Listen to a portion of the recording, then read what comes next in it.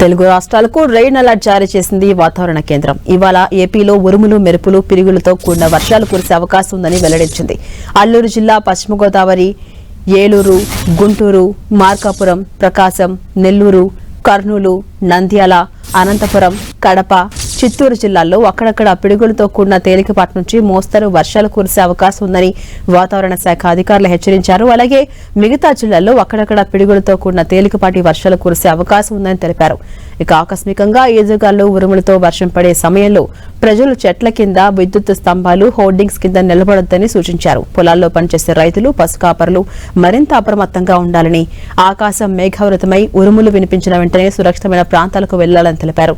వర్షపు గాలుల వల్ల ఎక్కడైనా కరెంటు వైర్లు తెగిబడి ఉంటే వాటిని గమనిస్తూ వాటికి వీలైనంత దూరంగా ఉండాలని తెలిపారు.